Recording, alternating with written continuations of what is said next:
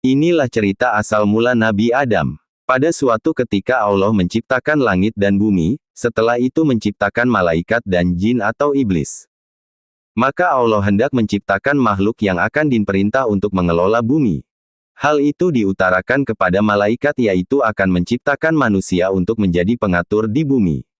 Para malaikat mengira lalai dalam menjalankan tugasnya maka mereka berkata, "Mengapa Tuhan menciptakan manusia? Bukankah mereka hanya akan berbuat kerusakan di atas bumi? Mereka akan saling bermusuhan dan saling membunuh. Sedangkan kami para malaikat senantiasa patuh dan mengagungkan nama-Mu ya Allah." Allah pun kemudian berfirman, "Sesungguhnya aku mengetahui apa yang tidak kamu ketahui." Para malaikat bungkam mendengar penegasan Allah itu. Bukankah Allah Maha mengetahui atas segala sesuatu? Demikian Allah kemudian menciptakan Adam dari tanah liat dan lumpur hitam. Setelah terbentuk kemudian Allah memasukkan roh ke dalamnya. Adam pun kemudian hidup dan bisa berdiri tegak. Allah kemudian memerintahkan para malaikat untuk bersujud atau menghormati kepada Adam. Para malaikat pun bersujud sebagai pernyataan hormat dan ucapkan selamat atas terciptanya Adam.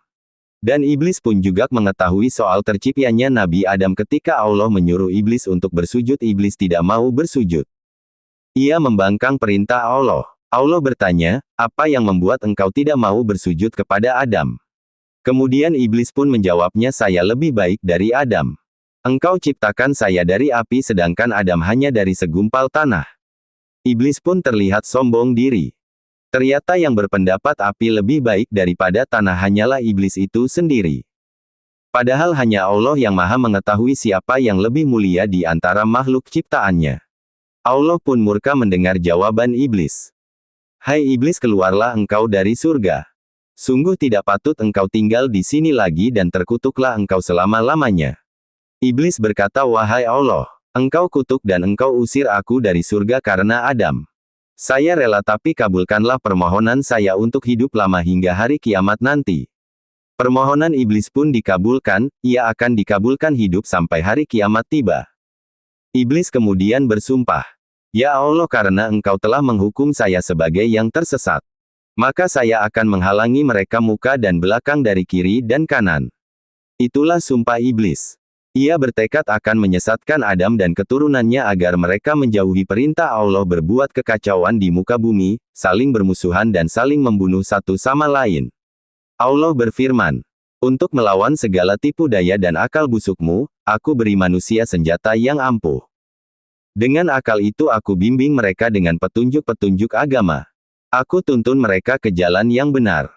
Dengan akal itu manusia akan mampu membedakan mana yang benar dan mana yang salah. Siapa yang tidak menggunakan akalnya dapat kau sesatakan. Mereka yang sesat itu akan mempertanggungjawabkan perbuatannya padaku di hari kemudian." Mendengar firman Allah, iblis semakin benci kepada Adam. Ia kemudian mendekati Adam. Diperiksanya seluruh tubuh Adam. Ia mencari titik kelemahan Adam. Akhirnya dapat ditemukannya yaitu nafsu.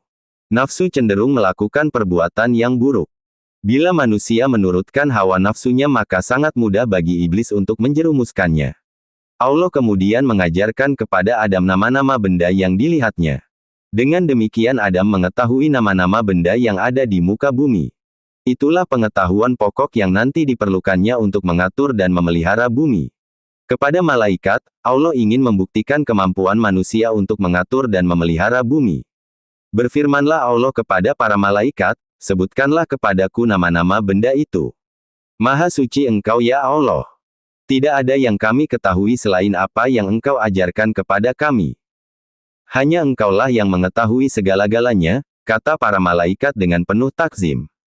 "Hai Adam, beritahukanlah kepada mereka nama-nama benda itu." Adam kemudian menyebut nama benda-benda yang diketahuinya. Para malaikat kagum. Mereka memberi hormat sehormat-hormatnya. "Bukankah sudah kukatakan, aku mengetahui rahasia langit dan bumi.